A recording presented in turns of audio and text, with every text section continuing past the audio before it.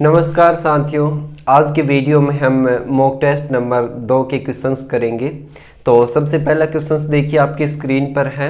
क्या पूछा है क्वेश्चन के अंदर, देखिए पढ़िए एक बार भाई। क्वेश्चन हमें क्या दे रखा है क्वेश्चंस के अंदर कि यदि x y z ऐसे तीन पूर्णांक है जिसमें x प्लस वाई हमें r दे रखा है। x प्लस वाई कितना दे रखा है, हमें r दे रखा है। y प्लस z कितना दे रखा है, 13 दे रखा है। और z प्लस में x कितना है, यहाँ से 17 दे रखा है। और वैल्यू किसकी पूछे भाई, एक्स स्क्वायर अपॉन में वाई जेड, यानी कि एक्स स्क्वायर अपॉन में वाई जेड की वैल्यू हमें बतानी है कितनी होगी। ये तो तभी सोल्व कर पाएंगे जब हमें एक्स वाई और जेड की वैल्यू पता होगी। तो देखिए किस प्रकार से सोल्व करेंगे, हम सॉल्यूशन करते हैं भाई क्वेश्चंस का। देखिए हमें दे क्या रखा है, गिवन x प्लस में y बराबर में 8, x प्लस वाई बराबर में 8 और y प्लस में z कितना दे रखा है 13 और x प्लस में जो z है वो कितना दे रखा है 17। ठीक है, फाइंड हमें x स्क्वायर अपॉन में y z, ये हमें बताना है। ठीक है, देखिए यहां से मुझे किसकी वैल्यू निकालनी है भाई, x y और z तीनों की वैल्यू निकालनी है। उसके बाद ये हम क्वेश्चन सोल्व कर पाएंगे। आपके पास दो मेथड है इस क्वेश्चन को करने के लिए। या तो आप ऐसी कोई वैल्यू सोचिए जिसमें हम 8 रखें यहां पर, ठीक है ना, या आप y प्लस z की ऐसी वैल्यू रखिए कि 13 आए, लेकिन ये थोड़ा मुश्किल होगा अपने लिए। देखिए मैं तीनों इक्वेशनों को क्या करता हूं भाई, ऐड करता हूं। तीनों इक्वेशनों को क्या करता हूं भाई, ऐड बोथ इक्वेशन। ठीक है ना, ठीक है, सभी इक्वेशन को क्या करते हैं भाई, ऐड करते हैं। ऐड करने के बाद देखो x यहां पर है और x यहां पर है, यानी कि x 2 टाइम्स है, y और y 2 टाइम्स और z कितनी बार है भाई, 2 टाइम्स है। यानी कि x y और z है वो क्या है, 2 टाइम्स है। 2 टाइम्स क्या कर लिया भाई, x प्लस में y प्लस में z। ठीक है, यहां पे टोटल कीजिए 13 और 17 कितना हो गया भाई, 30 और 8 38, यानी कि कितना हो गया, जब मैंने तीनों इक्वेशनों को ऐड किया तो कितना हो गया, 38 हो गया। जब मैं इस 2 से इसको कैंसिल करूंगा तो कितना हो जाएगा, 2 से ये कितना हो जाएगा भाई, 19 आ जाएगा यहां से। यानी कि x प्लस में y प्लस में z है वो कितना हो गया, यहां से 19 वैल्यू आ गई। x प्लस वाई प्लस में जो z की जो वैल्यू आई है वो कितनी हो गई, 19 वैल्यू आ गई। अब पहली इक्वेशन देखिए, जहां से x प्लस वाई की जो वैल्यू है, ठीक है ना, इस इक्वेशन को आप नाम दीजिए एक इक्वेशन। ठीक है, अब x प्लस वाई की वैल्यू इक्वेशन 1 में पुट करनी है आपको। x प्लस वाई की जगह मैं 8 रख दूंगा। 8 प्लस में z बराबर में कितना हो गया भाई, 19 हो गया। 8 प्लस में z बराबर में कितना हो गया, 19। z की वैल्यू कितनी हो जाएगी, 19 में से जब 8 जाएंगे तो कितना हो जाएगा, 11। यानी कि जो z की वैल्यू है वो कितनी आ गई, यहां से, यहां पे लिख देता हूं मैं z बराबर में 11। z की वैल्यू कितनी हो गई, 11। किसी एक में वैल्यू पुट कर दीजिए 11 वैल्यू, यानी कि y प्लस में z। देखिए y प्लस में z है वो कितना दे रखा है, 13 और z की वैल्यू कितनी आई है, 11। यानी कि y प्लस में 11 बराबर में कितना होगा, 13। y की वैल्यू कितनी हो गई, 13 में से 11 जाएंगे तो 2, यानी कि y की वैल्यू कितनी हो गई, यहां से 2 वैल्यू। अब y की वैल्यू कहीं भी रख दीजिए आप, हमें निकालनी है x की वैल्यू, यानी कि x प्लस में z। x प्लस में z बराबर में दे दिया हमें कितना, 17। z की वैल्यू कितनी आई है, 11, यानी कि x प्लस में 11 बराबर में 17। x की वैल्यू कितनी हो जाएगी, 17 में से जब मैं 11 सब्ट्रैक्ट करूंगा तो कितना आ जाएगा, 6 वैल्यू आ जाएगी। यानी कि x की वैल्यू कितनी आ गई भाई, यहां से 6। अपने पास सभी की वैल्यू हो गई, x की, y की और z की, तीनों की वैल्यू हो गई। अब पूछा क्या क्वेश्चन के अंदर है कि भाई एक्स स्क्वायर अपॉन में y z, x square upon में वाई जेड क्वेश्चन के अंदर पूछा है। एक्स की वैल्यू कितनी है, यहां से 6 वैल्यू है, 6 का स्क्वायर करेंगे तो कितना हो जाएगा, 36। वाई की वैल्यू 2 और जेड की वैल्यू 11। 2 गुणा में 11, ठीक है। इस 2 से कैंसिल कर देंगे तो कितना हो जाएगा 18, यानी कि इस क्वेश्चन का आंसर कितना हो जाएगा भाई 18/11 इस क्वेश्चन का आंसर हो जाएगा। यही हमें इस क्वेश्चन के अंदर बताना था कि x² में yz की वैल्यू कितनी होगी, तो कितना आंसर हो जाएगा 18/11 इस क्वेश्चन का आंसर हो जाएगा, ठीक है। ये हमें बताना था इस क्वेश्चन के अंदर, ठीक है। नेक्स्ट क्वेश्चन देखिए, स्क्रीन पर आ गया है नेक्स्ट क्वेश्चन।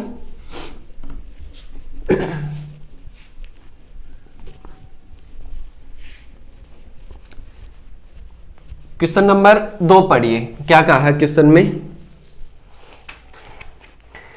कहता है कि हमें एक दुकानदार वस्तुओं का मूल्य इस तरह अंकित करता है कि अंकित मूल्य पर कितना कहा है भाई 28%, अंकित मूल्य पर 28% की छूट देता है और उसे 12% का लाभ होता है भाई, यानी कि अंकित मूल्य पर वो 28% की छूट देता है तो उसे कितने का लाभ होता है भाई 12% का लाभ होता है। और फिर हमें अंकित मूल्य कितना दे दिया 224 दे दिया। पूछा क्या है क्रय मूल्य, हमें पूछा है क्रय मूल्य किस प्रकार से निकालेंगे। देखिए क्वेश्चन को भाई, सॉल्यूशन देखिए। सबसे पहले हमें जो अंकित मूल्य दे दिया यहां से वो किस प्रकार से निकालेंगे, यानी कि जो MRP दे दिया यहां से और CP ये हमें निकालना है, ठीक है। MRP और CP हमें यहां से निकालना है, ठीक है। CP क्या होता है ये आपको चीज पता होनी चाहिए और MRP क्या होता है, ठीक है ना।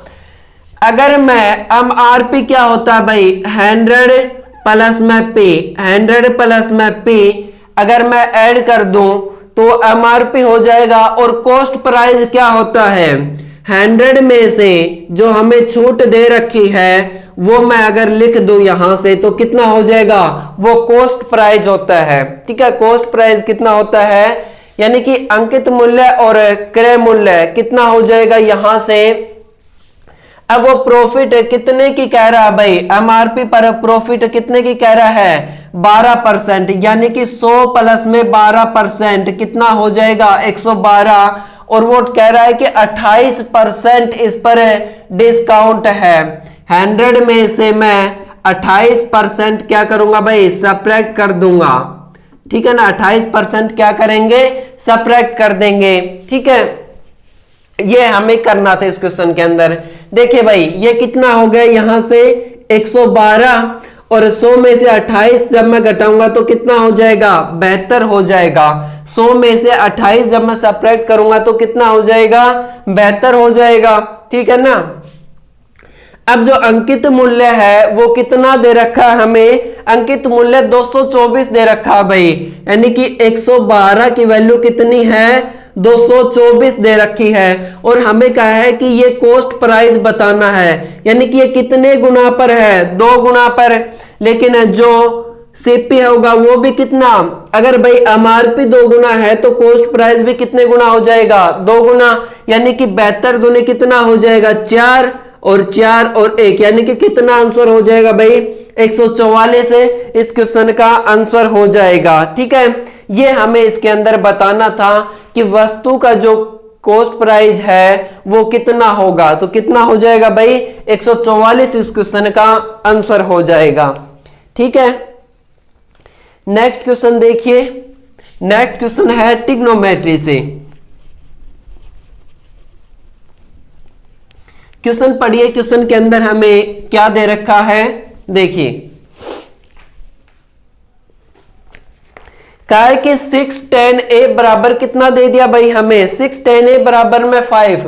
6 tan a किसके बराबर दे रखा है भाई क्वेश्चन के अंदर 5 के बराबर दे रखा है। और पूछा क्या हमें 8 sin a माइनस में 4 cos a, 8 sin a minus में 4 cos a अपॉन में cos a प्लस में 2 sin a की वैल्यू क्या होगी, ये हमें क्वेश्चन के अंदर बताना है। देखिए किस प्रकार से करेंगे क्वेश्चन को, जो हमें tan a दे रखा है भाई, tan a कितना दे रखा है क्वेश्चन के अंदर, यानी कि 6 tan a बराबर में 5, 6 tan a बराबर में कितना हो गया 5।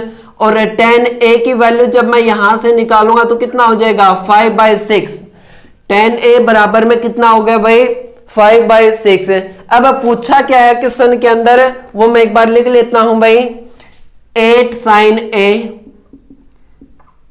sin a माइनस में 4 cos a, 8 sin a minus में 4 cos a अपॉन में कितना दे रखा है हमें cos a प्लस में 2 sin a, cos a plus में 2 sin a। ये हमें पूछा है कि कितना होगा। ठीक है, ये क्वेश्चन के अंदर पूछा है भाई कितना होगा। यहां से tan a को क्या लिख सकता हूं मैं, tan होता क्या है भाई sin a अपॉन में cos a, sin a upon में cos a लिख सकता हूं tan a को, यानी कि किसके बराबर में है 5/6, यानी कि sin a की वैल्यू कितनी है 5, cos a की वैल्यू कितनी है 6 है। अब मैं क्या करूंगा जो sin की वैल्यू है और cos की वैल्यू यहां पे पुट कर देंगे। देखिए पुट करिए भाई 8 इंटू में sin a की वैल्यू कितनी है 5, 8 गुणा में 5 माइनस में 4 इंटू cos a की वैल्यू कितनी है 6 अपॉन में cos a की वैल्यू कितनी है भाई 6 प्लस में 2 गुणा में sin a की वैल्यू कितनी है 5, sin a की वैल्यू रख दी मैंने 5। देखिए 8 5 40, ठीक है 8 5 40 माइनस में कितना हो गया भाई 24 अपॉन में कितना हो जाएगा 6 प्लस में 10, यानी कि 6 प्लस में 10 कितना हो जाएगा भाई 6 प्लस में 10। मैंने कुछ नहीं किया इस क्वेश्चन के अंदर, बस sin a upon cos a की वैल्यू क्या कर दी, जो हमें क्वेश्चन के अंदर पूछा है उसकी वैल्यू यहां से निकाल दी। ठीक है ना, उसकी वैल्यू क्या कर दी भाई यहां से निकाल दी मैंने। अब आगे इसको सोल्व करेंगे तो देखिए 40 माइनस में 24 कितना हो जाएगा भाई 16 और 6 और 10 कितना हो जाएगा 16, यानी कि इस क्वेश्चन का आंसर कितना हो जाएगा भाई एक आंसर आ जाएगा इस क्वेश्चन का। ये हमें सोल्व करना था कि कितना आंसर होगा। ठीक है, बस आपको एक काम करना था कि tan a को क्या लिख सकते हैं भाई sin a अपॉन में cos a, sin a और cos a की जो भी वैल्यू आई वो हमने यहाँ पे पुट कर दी। इतना सा काम हमें इस क्वेश्चन के अंदर करना था। ठीक है, अब नेक्स्ट क्वेश्चन देखिए जो सिंप्लीफिकेशन से है भाई। नेक्स्ट क्वेश्चन कुछ साइन चेंज करने को कहा है क्वेश्चन के अंदर, उनको हम सोल्व करेंगे। देखिए कहता है कि पहले क्वेश्चन लिख देता हूं भाई मैं। क्वेश्चन में है 42 माइनस में 12, 42 माइनस 12 गुणा में 3 और प्लस का 8 भाग में 2, ठीक है, और प्लस का 1.5, ठीक है, और अपॉन में कितना दे रखा है 8 गुणा में 2 माइनस का 4 प्लस का 9 डिवाइड 3। ये क्वेश्चन हमें दे रखा है और क्वेश्चन के अंदर कहा क्या है कि भाई अगर मैं प्लस को माइनस लिखता हूं, क्वेश्चन देखिए क्या कहा है कि प्लस को माइनस लिखता हूं, मैं यहां पे लिख लेता हूं भाई। उसने क्या कहा है कि प्लस को क्या लिख लेता हूं माइनस लिख लेता हूं, और माइनस का क्या लिखना है भाई माइनस का साइन है उसको क्या चेंज करना है प्लस का करना है। यदि गुणा को मैं भाग लिख सकता हूं, गुणा को क्या हो जाएगा भाई भाग, यानी मल्टीपल को क्या लिख सकते हैं डिवाइड लिख सकता हूं, और डिवाइड को मल्टीपल, डिवाइड को मल्टीपल लिख सकते हैं। इस क्वेश्चन को ये चेंज करना हमें और फिर हमें क्या करना भाई इसका सॉल्यूशन करना है। ठीक है, ये काम इस क्वेश्चन के अंदर करना है। देखिए सबसे पहले क्या करेंगे हम साइन चेंज करते हैं, प्लस को क्या करना है माइनस और माइनस को क्या करना है प्लस, गुणा को भाग और भाग को गुणा चेंज में करना है। देखिए 42 माइनस को क्या कहा भाई प्लस का 12 और गुणा को क्या कहा है 3 भाग का, इस प्लस को क्या हो जाएगा माइनस का 8 और भाग का 2 और प्लस को माइनस 1.5। ठीक है, ये हमें चेंज करना है। गुणा को क्या करना है 8 भाग में 2 और माइनस को प्लस का 4 और प्लस को माइनस और भाग को क्या करना है भाई गुणा करना है हमें। ठीक है, ये काम हमें इस क्वेश्चन के अंदर करना था। अब हम क्या करेंगे, सबसे पहले एक बोर्ड मास रूल हमने पढ़ा था। ठीक है, यानी कि सबसे पहले क्या सोल्व करेंगे, डिवाइड के पास मल्टीपल, फिर क्या करेंगे ऐड, और फिर सबट्रैक्ट। ये हमें सोल्व करना है भाई इसके अंदर, ठीक है। देखिए किस प्रकार से सोल्व करेंगे। सबसे पहले मैं इस डिवाइड को सोल्व करता हूं। 42 प्लस में कितना हो जाएगा 4, यानी कि 12 को 3 से भाग करेंगे तो कितना हो जाएगा 4, गुणा को कितना हो जाएगा 16 माइनस में 1.5, ठीक है। ये कितना हो जाएगा 4 प्लस में कितना हो जाएगा 4 और माइनस का 4 तिया 12, ठीक है ना। कितना हो जाएगा 4 प्लस में 4, यानी कि इसको भाग करेंगे तो 4, ठीक है ना। और 9 तिया 27 होता है भाई, ठीक है ना। ये प्लस नहीं करना, हमें गुणा है, 9 तिया कितना हो जाएगा 27, ठीक है ना। ये हमें इस क्वेश्चन के अंदर करना था। अब आपको एक काम करना है, यहां से मैं इसको क्या लिख सकता हूं भाई, ऑप्शन देखिए आप, 8 में से क्या घटाना है 27 घटाना है, यानी कि कितना बच गया नीचे माइनस का 19 है, माइनस का 19, एक ही ऑप्शन है माइनस का 19। आपको आगे क्वेश्चन सोल्व ही नहीं करना है, एक ही ऑप्शन है और वो हमें दे रखा है 15/19। हमें केवल इतना देखा कि नीचे -19 है, ऊपर कितना आ जाएगा भाई 15। आप चाहे इसको सोल्व कर लीजिए, 42 और 4 कितना हो जाएगा 46 है। इन दोनों को सब्ट्रैक्ट कर देंगे इसमें से, यानी माइनस माइनस एक तरफ और प्लस एक तरफ, तो कितना आ जाएगा 15। आपको केवल इतना देखना था कि नीचे माइनस की एक ही टर्म है 19 का, ऊपर 15 अपने आप आ जाएगा आंसर के अंदर, ठीक है। इस तरह से आपको टाइम बचाना है क्वेश्चनों के अंदर। ये क्वेश्चन होगा भाई। नेक्स्ट क्वेश्चन देखेंगे। नेक्स्ट क्वेश्चन भी अपने पास में है।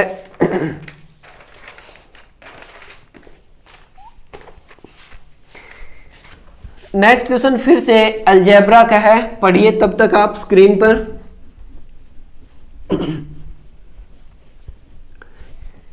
पढ़िए भाई क्वेश्चन के अंदर क्या दे रखा हमें।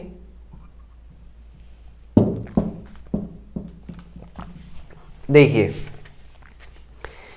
कहता है कि x माइनस में y कितना दे रखा है 4 दे रखा है, एक्स वाई कितना है 45 दे रखा है हमें, और एक्स क्यूब माइनस में वाई क्यूब पूछा है भाई, कितना होगा एक्स क्यूब माइनस में वाई क्यूब पूछा है। देखिए क्वेश्चन हो जाना चाहिए था अब तक, तो आपको इतना इजी वैल्यू पुट करना है इसमें। तो x माइनस में y कितना दे दिया हमें 4, और एक्स वाई कितना दे दिया 45 दे दिया यहां से, और पूछा क्या है एक्स क्यूब माइनस में वाई क्यूब की वैल्यू कितनी होगी।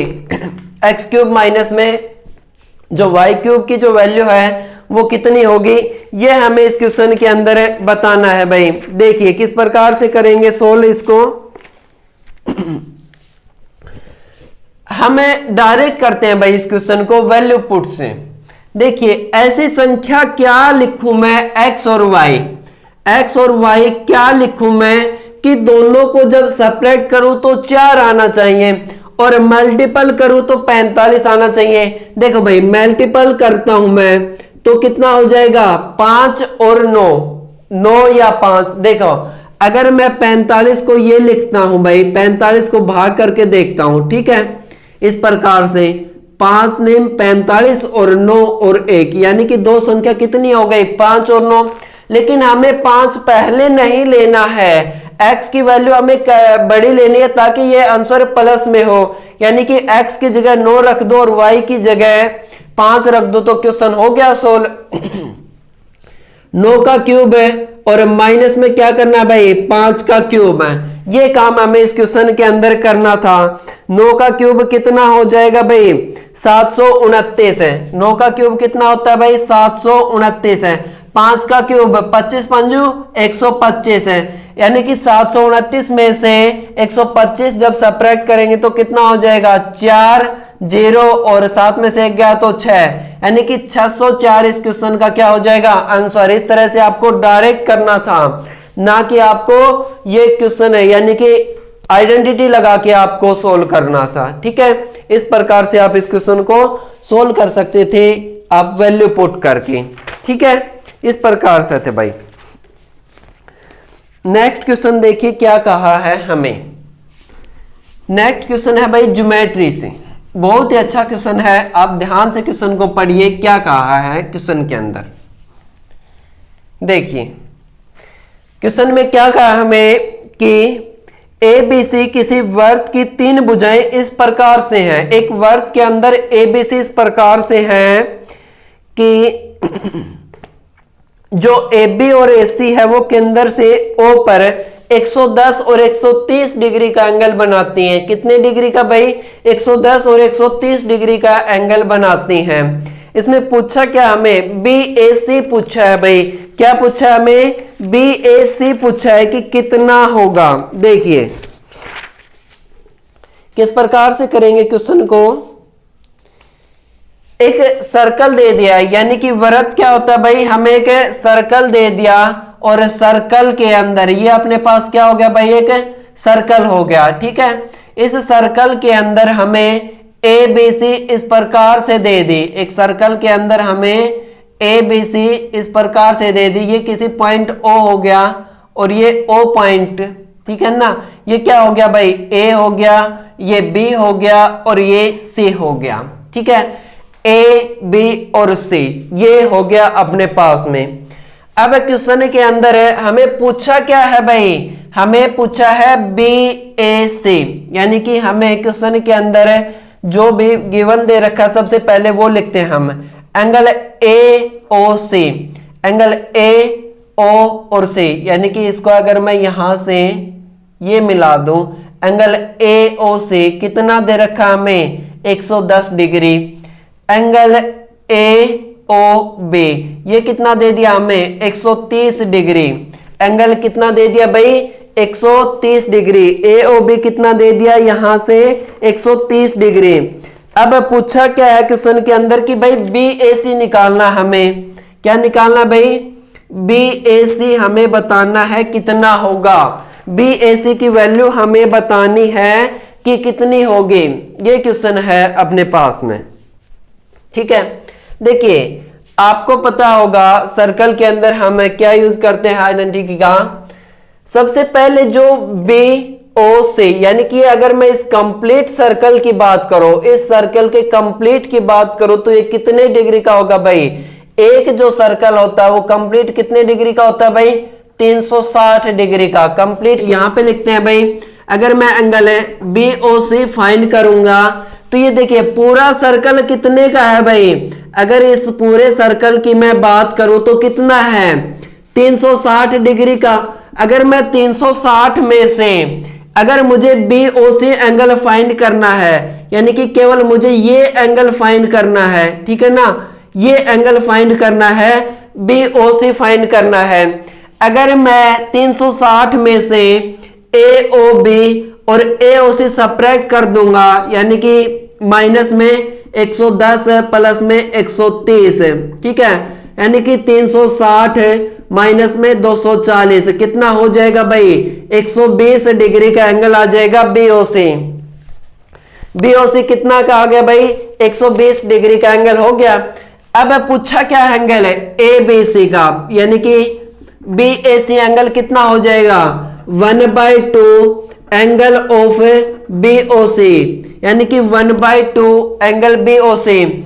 अगर मैं इस एंगल का कंप्लीट एंगल निकालूंगा बी ए सी, तो बी ओ सी का अगर मैं हाफ कर दूं तो क्या हो जाएगा? बी ए सी निकल जाएगा, यानी कि 1/2 इंटू में 120 और एंगल बी ए सी कितना हो गया भाई? 60 डिग्री का एंगल। ये वैल्यू हमें बतानी थी कि कितनी हो जाएगी इस क्वेश्चन के अंदर, ठीक है भाई। ये वैल्यू बतानी थी क्वेश्चन के अंदर। तो बी ए सी की जो वैल्यू है वो कितनी हो जाएगी? यहां से 60 डिग्री की वैल्यू हो जाएगी, ठीक है। ये क्वेश्चन था अपने पास में, ठीक है। अब नेक्स्ट क्वेश्चन करेंगे हम, वो है साधारण ब्याज से। नेक्स्ट क्वेश्चन किससे है भाई? साधारण ब्याज से।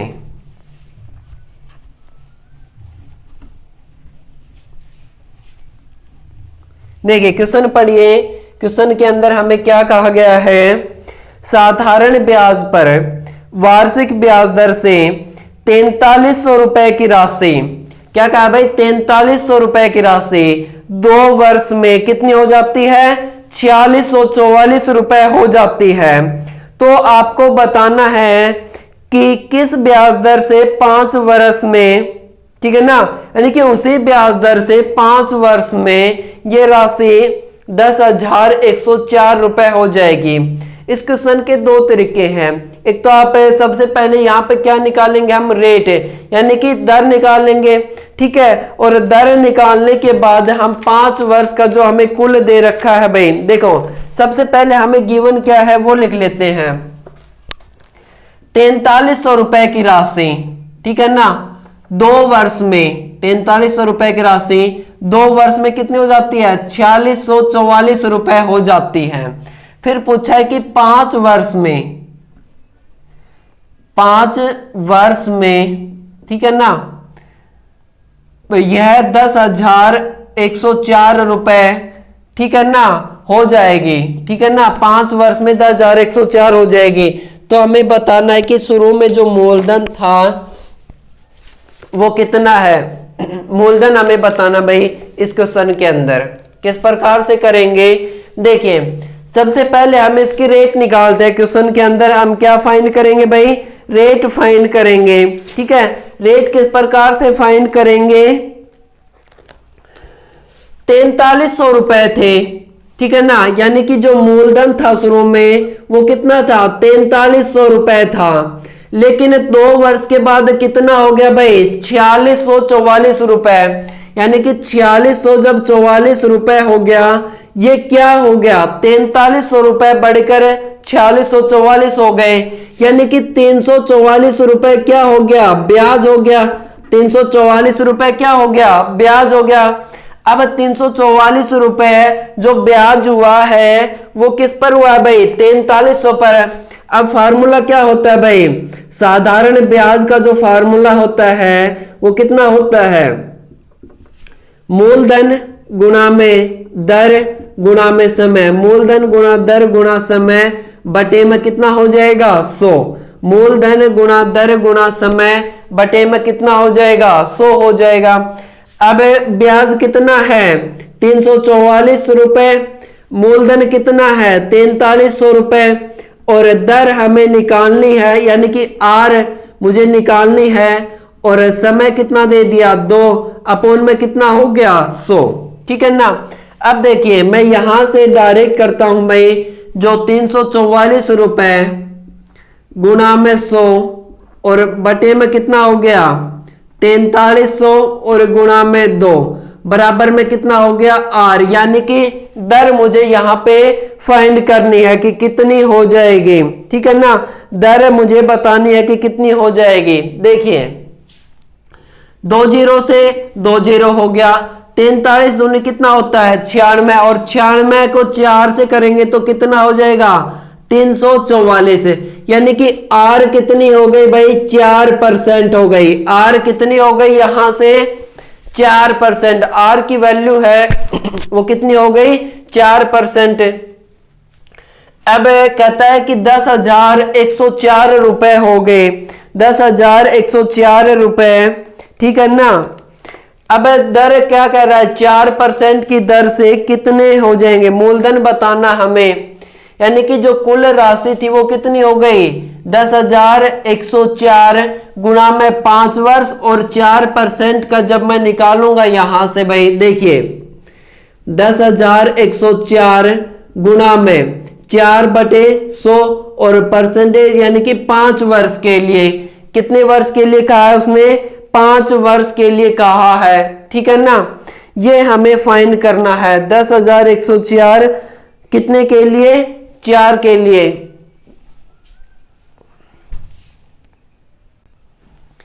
देखिए भाई अब 5 वर्ष और 4% की दर से कितना हो गया, 4 पंजू 20, और 100 पर करेंगे तो 120 हो जाएगा, यानी कि 10,104 बटे में 120, और 100% के लिए लेंगे तो हम इसको क्या कर देंगे, 100 से गुणा कर देंगे। अब हमें करना क्या है, यहां से वैल्यू फाइंड करनी है। देखिए 0 से 0 कट गया, और 12 कितना हो जाएगा, 12 8 84, और 12 चौक 48, और 1 0, तो कितना हो जाएगा भाई, 8400 रुपए क्या थे, शुरू में मूलधन था। यही हमें इस क्वेश्चन के अंदर बताना था कि वो जो अमाउंट था वो कितना था। यहां से तो कितना हो जाएगा भाई, 8400 रुपए हो जाएंगे।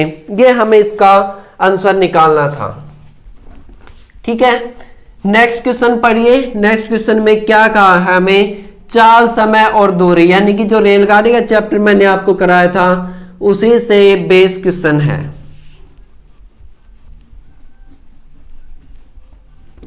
पढ़िए भाई, क्वेश्चन क्या कहा हमें, देखिए।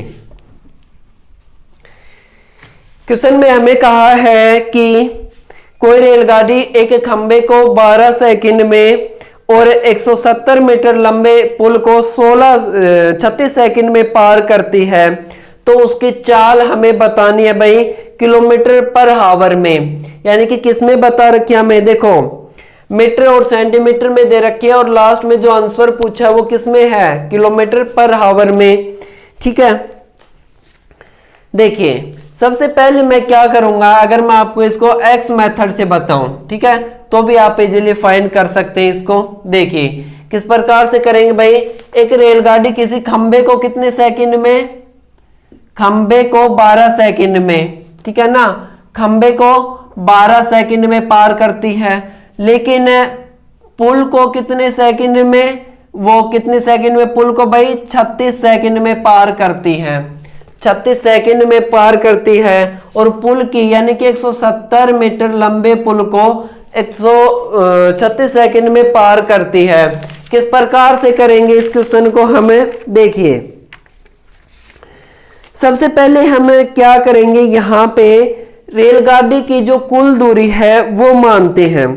यानी कि माना कि रेलगाड़ी की जो लंबाई है, ठीक है ना, रेल की जो लंबाई है वो कितनी है, रेलगाड़ी की लंबाई, रेलगाड़ी की जो लंबाई है वो कितनी मान ली मैंने, x। ठीक है, अब देखिए रेलगाड़ी किसी खंबे को 12 सेकंड में पार करती है।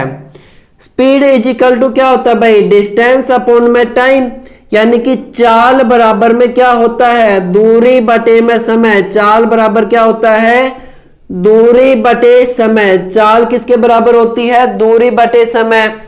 अब हमें क्या दे दिया, यहां से रेलगाड़ी की दूरी है यानी कि लंबाई है वो क्या मान ली, x।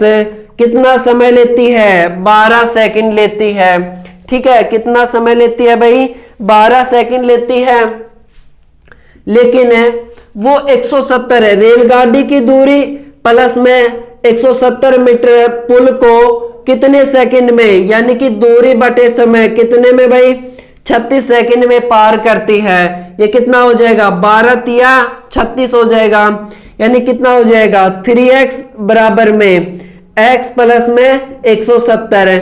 जब मैं इस x को इधर लेके आऊंगा तो कितना हो जाएगा, x बराबर में, यानी कि 3x माइनस में x बराबर में 170 और 2x बराबर में कितना हो गया, 170 है। x की जो वैल्यू आएगी यहां से, x की वैल्यू कितनी हो जाएगी भाई, 85। x की वैल्यू कितनी हो जाएगी, 85। ठीक है, अब यहां पर रखेंगे भाई, अब हमें निकालनी है उसकी चाल किलोमीटर पर आवर में। चाल क्या होता है, दूरी बटे समय। दूरी कितनी मानी थी हमने, x की वैल्यू कितनी हो गई, 85, और बटे में समय कर दिया हमने 12। बटे में समय कितना हो गया, 12 हो गया यहां से।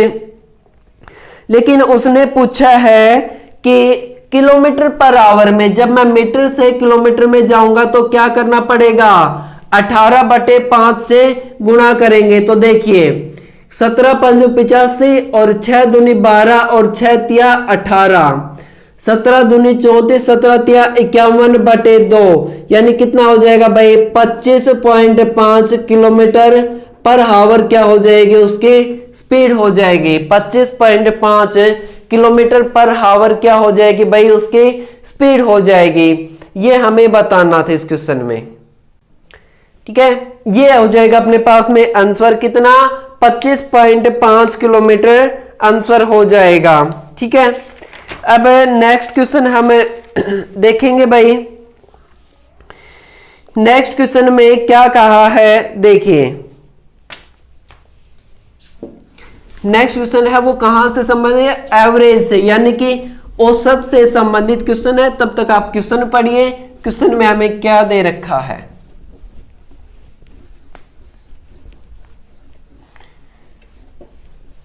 पढ़िए भाई, क्वेश्चन क्या कहा है देखिए।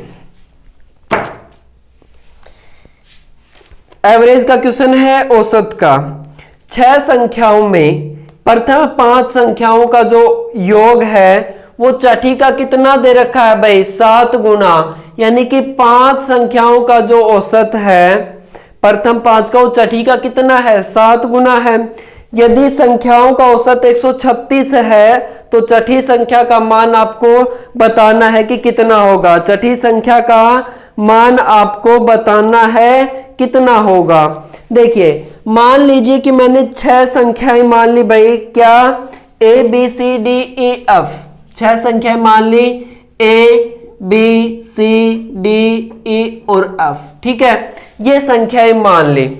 अब अकॉर्डिंग टू क्वेश्चन क्या कहा हमें कि भाई जो 5 संख्याओं का जो कुल है, औसत है, यानी A plus B plus C plus D plus E, वो क्या है भाई, 7 गुना है छठी संख्या के, यानी कि कितना हो गया, 7f। मैंने क्वेश्चन के अकॉर्डिंग चले, क्या कहा है वो मैंने क्वेश्चन के अंदर लिख दिया। अब आगे क्या कहा है कि इन सभी का जो औसत है, ठीक है ना, इन सभी का जो औसत दे रखा हमें, यानी कि a b c d e f का वो कितना दे रखा भाई, 136। 136 ये कितनी संख्याएं हैं, 6 संख्याएं हैं। इन सभी की गुणा कर देंगे, 6 6 36, 6 या 18, 19 20 21, 6 और 2 8, यानी कि कितना हो गया भाई, सभी संख्याएं कितनी हो गई, 816 हो गई। यहां से संख्याएं कितनी हो गई, 816। अब जब मैं इन सभी की वैल्यू यहां पे रखूंगा, ठीक है ना, इन सभी की वैल्यू रखूंगा, जो संख्याओं का औसत दे रखा है, तो कितना हो जाएगा, इन सभी का औसत देखिए 7f। इन सभी की वैल्यू किसके बराबर में है भाई, 7f। यहां तो ए बी सी डी ई की जो वैल्यू है वो कितनी है, 7f, और ये f ऐड कर दूंगा। मैंने ए बी सी डी ई की वैल्यू 7f रख दी, और छठी संख्या f है, बराबर में कितना दे दिया, 816, ठीक है ना। 7f प्लस में f कितना हो जाएगा, 816, यानी कि 8f बराबर में 816, ठीक है। f की वैल्यू कितनी हो जाएगी, 816 बटे में 8, 8 एकम 8 0 और 8 दूनी 16, कितना हो जाएगा भाई वो संख्या, यानी कि जो छठी संख्या पूछी है वो कितनी हो जाएगी, 102। ये हमें इस क्वेश्चन के अंदर बताना था, ठीक है। इस प्रकार से हमने इस क्वेश्चन को सोल्व कर लिया भाई। नेक्स्ट क्वेश्चन देखेंगे, देखिए नेक्स्ट क्वेश्चन है अपने पास में काम, समय और दूरी से, यानी कि टाइम और वर्क से।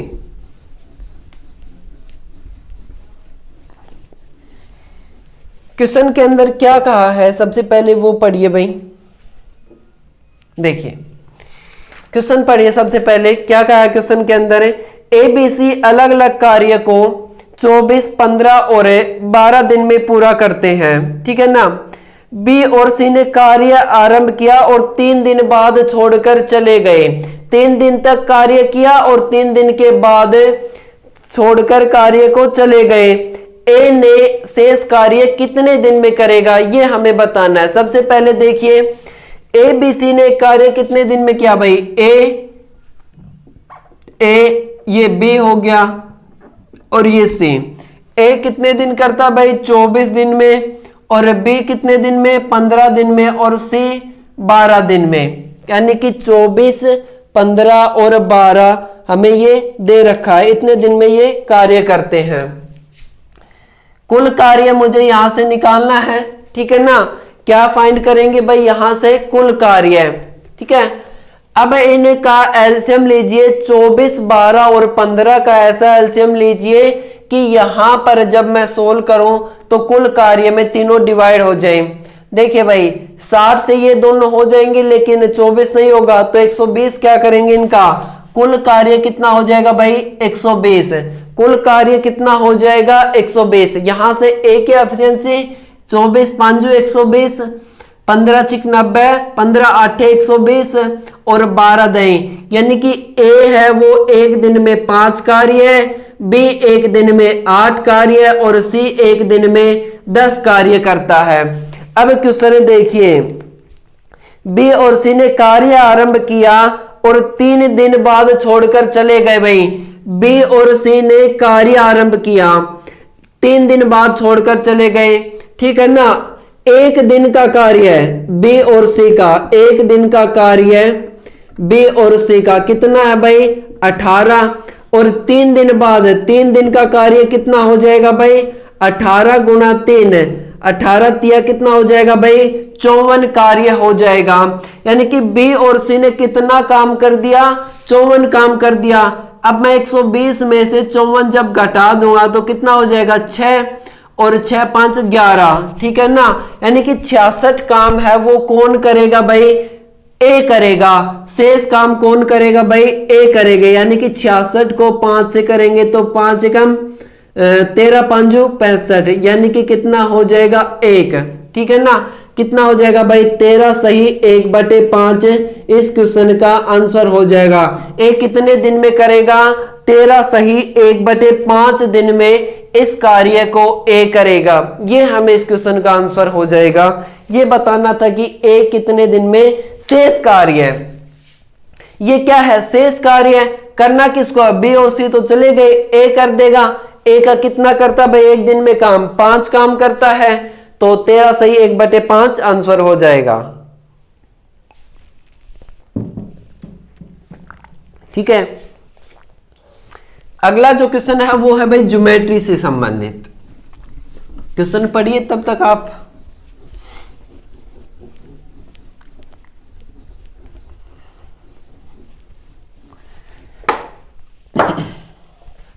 देखिए क्वेश्चन में क्या कहा हमें कि ट्रायंगल एबीसी में एम एन है वो पैरेलल है बीसी के, और चतुर्भुज एम बी सी एन का क्षेत्रफल 130 दे दिया भाई हमें। एक बार लिख लेते हैं ये। देखिए एक ट्रायंगल दे दिया हमें, ये हमें एक ट्रायंगल दे दिया, ठीक है। इसके अंदर एम एन पैरेलल है, ये क्या हो गया ए बी और सी, ये हो गया एम और ये हो गया एन। क्या दे रखा है भाई एम बी सी एन का जो क्षेत्रफल है वो 130 सेंटीमीटर है, और ए एन ये 4 है और ये एन सी कितना है 5 है।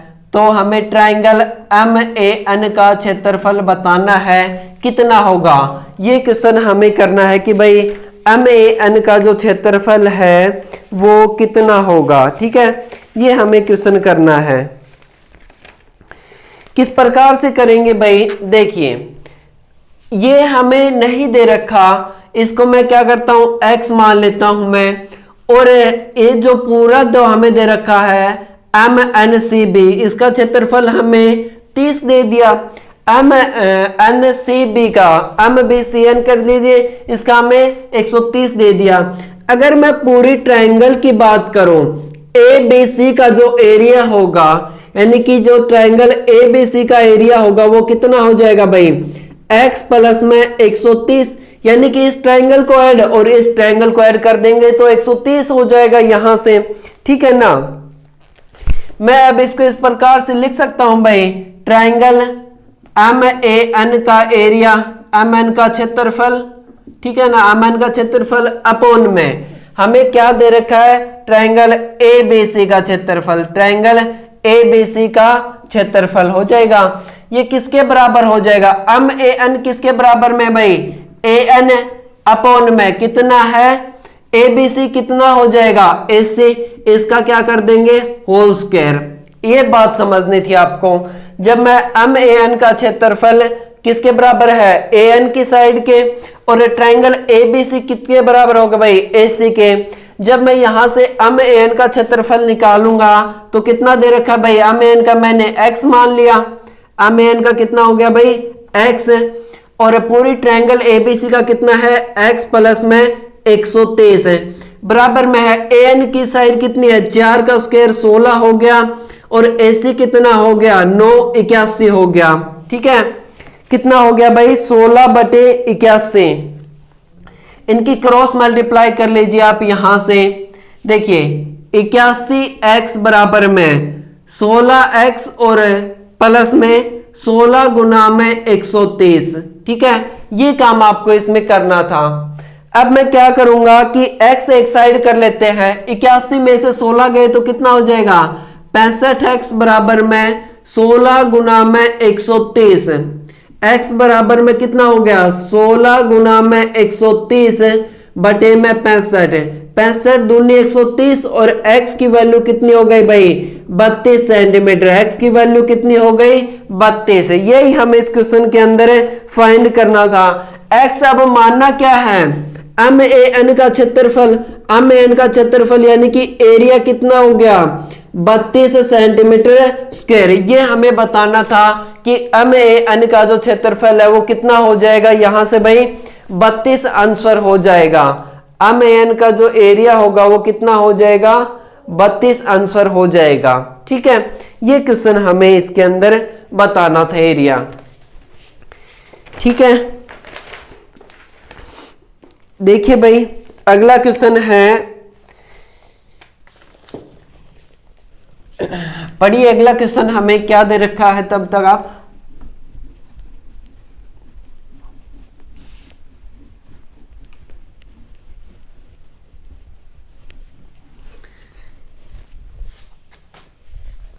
देखिए क्वेश्चन में क्या कहा कि एक वर्ताकार उद्यान की त्रिज्या 42 सेंटीमीटर है और इस वर्त के 8 चक्कर लगाने में तय की गई कुल दूरी हमें बताना है भाई। ठीक है ना, त्रिज्या कितनी दे दी हमें, त्रिज्या क्या होती है रेडियस हमें कितनी दे दी भाई त्रिज्या ये 42 सेंटीमीटर। त्रिज्या कितनी है 42 सेंटीमीटर। ठीक है, त्रिज्या कितनी दे दी 42 सेंटीमीटर। अब वो कुल राउंड कितने लगाने हैं, ठीक है ना, कुल राउंड कितने लगाने हैं भाई 8 चक्कर लगाने हैं। अब हमें ये बताना है कि उसकी जो कुल दूरी रहेगी वो कितनी रहेगी। देखो अगर मैं एक चक्कर की बात करूं, एक चक्कर की अगर मैं बात करूं यानी कि एक राउंड की बात करूं तो जो सरकमफ्रेंस ऑफ सर्कल होता है, circumference of circle, circumference of circle क्या होता है भाई 2 पाई आर। सरकमफ्रेंस ऑफ सर्कल क्या होता है 2 पाई आर। अब यहां से आर की वैल्यू क्या करेंगे हम 2 गुना में 22/7 और गुना में आर कितना है 42। अब वो चक्कर कितने की बात कर रहा है भाई 8 की। जब मैं इसको सोल्व करूंगा 7 छिंग 42 कितना हो जाएगा भाई 7 छिंग 42 हो जाएगा। यानी कि ये कितना हो जाएगा 8 दूनी 16 गुना में 22 132 है। इसको हमें सोल्व करना है, ठीक है ना। इसको जब सोल्व करेंगे तो कितना हो जाएगा 16 दूनी 32 2 1 और 13 और ये कितना हो जाएगा 2112 इसका आंसर हो जाएगा भाई। 2112 इसका क्या हो जाएगा कुल दूरी कितनी हो जाएगी 2112 मीटर हो जाएगी। ये हमें इस क्वेश्चन के अंदर बतानी थी कि जो कुल दूरी रहेगी वो कितनी हो जाएगी यहां से 2112 मीटर। लास्ट क्वेश्चन देखिए आज की वीडियो का, ठीक है ना। आखिरी क्वेश्चन में क्या कहा गया हमें, देखिए भाई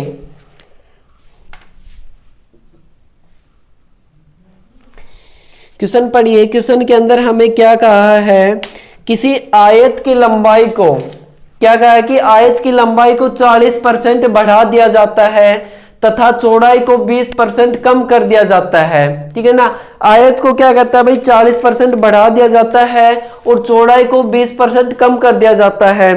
तो उसके जो क्षेत्रफल है आयत का क्षेत्रफल हमें बताना है कि कितना होगा। आयत का क्षेत्रफल x% बढ़ जाता है, हमें x की वैल्यू बतानी है। देखिए भाई किस प्रकार सोल्व करेंगे, हमें जो लंबाई है वो क्या कर रहा है भाई 20% बढ़ जाती है और जो चौड़ाई है वो क्या है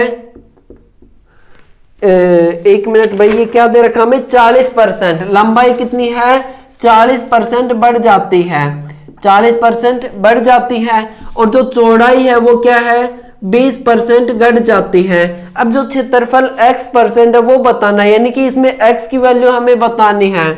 देखिए क्या करेंगे, x प्लस वाई प्लस में एक्स वाई अपॉन में 100, ये तो सबको पता होगा भाई। अगर हमें क्षेत्रफल दो चीजों का निकालना है तो ये करेंगे हम, x की वैल्यू कितनी है प्लस के 40, y की वैल्यू माइनस के 20, प्लस में 40 गुना में माइनस का 20 बटे में कितना हो जाएगा 100, यानी कि 40 में से 20 गया तो कितना हो गया 20, माइनस में कितना हो गया 40 गुना में 20 बटे में 100, 2 जीरो से 2 जीरो कैंसिल हो जाएंगी और 4 दूनी 8, 20 में से जब 8 जाएंगे तो उसका जो एरिया है वो कितना बचेगा भाई 12 सेंटीमीटर, यानी कि जो x% बढ़ जाता है, ये हमें x की वैल्यू बतानी थी, कितना हो गया 12 सेंटीमीटर।